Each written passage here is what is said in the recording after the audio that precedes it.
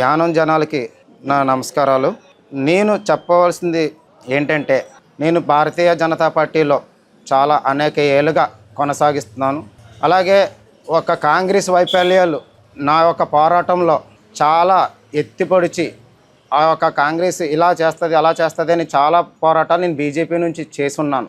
కానీ గత ఎలక్షన్లో 2021 ఎలక్షన్లో మేము అశోక్ బీ టీమ్గా తనకు వర్క్ చేయడం జరిగింది.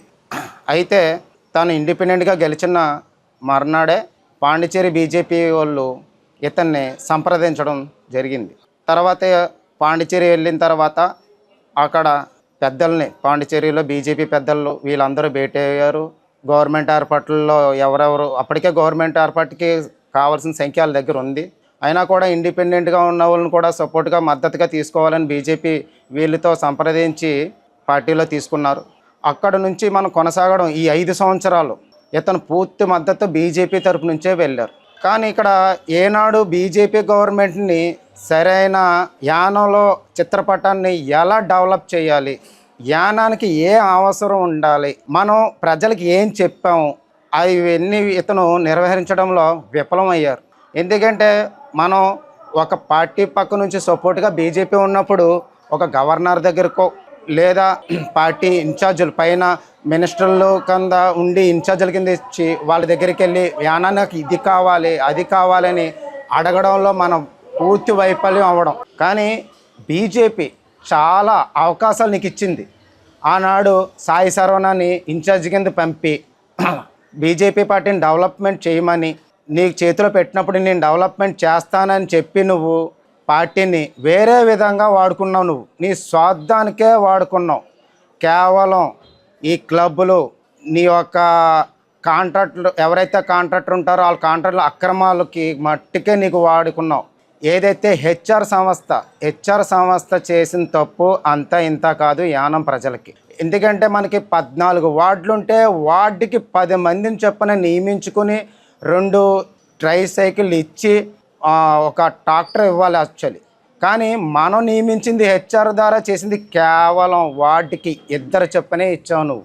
ఈ ట్రాక్టర్ డ్రైవర్లని ఇలాగ వగేరని ఒక 80 మందితోనే నువ్వు రన్ చేసుకోగలిగావు. అంటే మనం యానంలో క్లీనింగ్లో పూర్తి వైఫల్యం నీది 100% పాత్ర పోషించాం.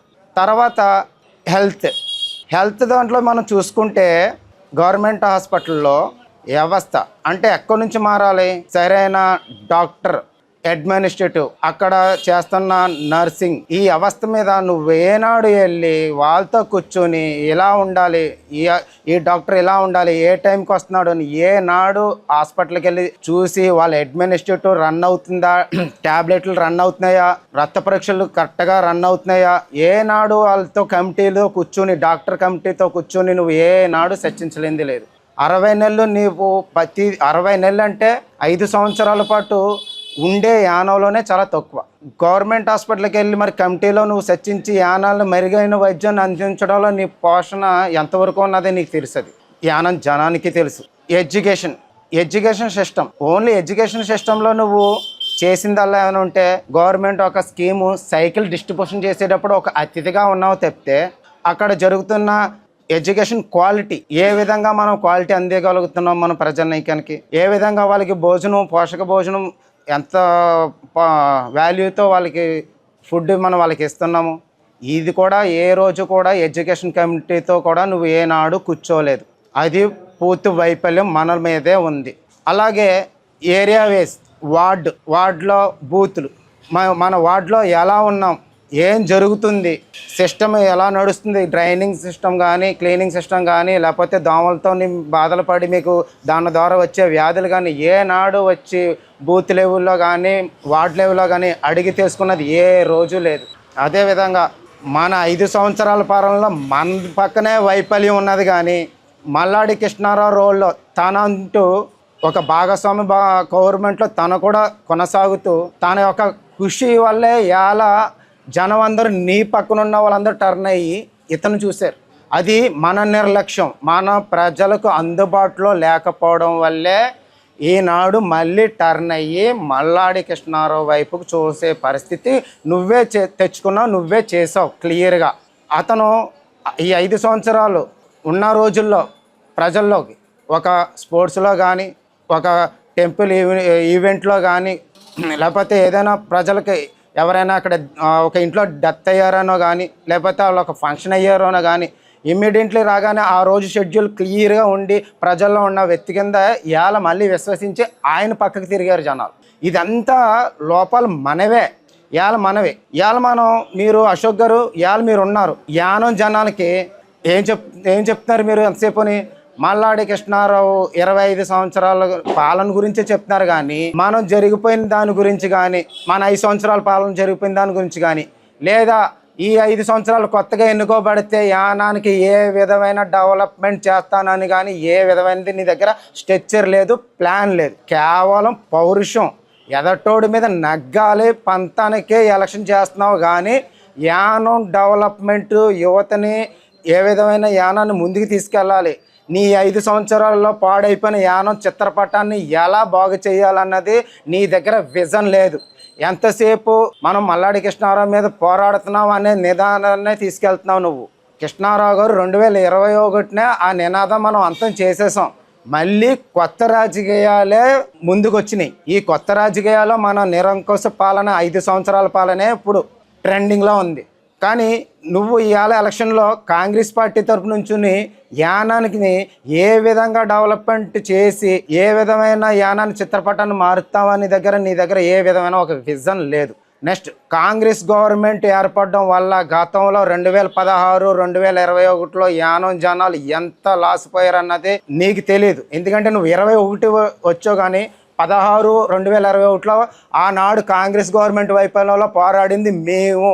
ఆ పోరాటంలో బియ్యం కానీ, సంక్షేమ పథకాలు కానీ, స్టూడెంట్లకు రావాల్సిన ఏ విధమైనవి కానీ, యానంలో నియోజకవర్గంలో ఏ ఒక్క స్కీమ్ల ఇంప్లిమెంటేషన్ లేకుండా, క్లీన్ లేకుండా ఆ 5 సంవత్సరాలు వెనకబడిపోయాం. ఆ ఒక కాంగ్రెస్లో ఏ విధమైన ఒక కనీసం బియ్యం కూడా ఇవ్వలేని పరిస్థితిలో నోచుకున్నాం. ఆ రోజు మనం ₹1 ఫండ్ కూడా ఇవ్వలేదు.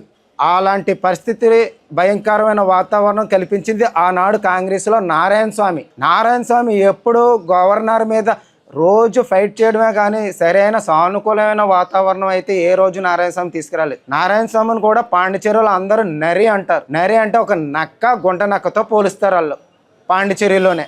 అలాంటి కాంగ్రెస్ పార్టీలో మనం వెళ్ళి ఏదైతే డబుల్ ఇంజిన్ గవర్నమెంట్ ఉంటుందో నువ్వు ఒక ఇంజిన్ కట్ చేయించడానికే ప్రయత్నిస్తున్నారు. అంటే మీ యొక్క స్వలాభాల గురించి ఆ పార్టీని తీసుకుంటున్నారు కానీ యానం ప్రయోజనాల గురించి అయితే కాదు. అది క్లియర్గా తెలిసిందే. సో జనాలు అందరూ ఒకసారి ఆలోచించండి.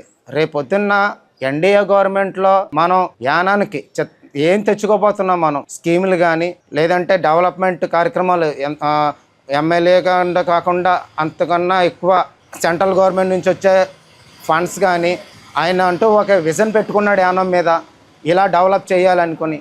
ఆ డెవలప్మెంట్కి మనం తోడు ఉండాలంటే ఎన్డీఏ గవర్నమెంట్ ఖచ్చితంగా యానంలో రావాలి. సో ప్రతి ఓటరు ఎడ్యుకేటెడే, ఆలోచించుకొని ఓటు మాత్రం మీరు జక్కు గుర్తుకు ఓటేయండి. ఎన్డీఏ గవర్నమెంట్ నుంచి, బీజేపీ నుంచి పూర్తి మద్దతు మల్లాడి కృష్ణారావు గారికి ఉంటుంది. మన అందరూ ఆశీస్సులు ఇద్దాం.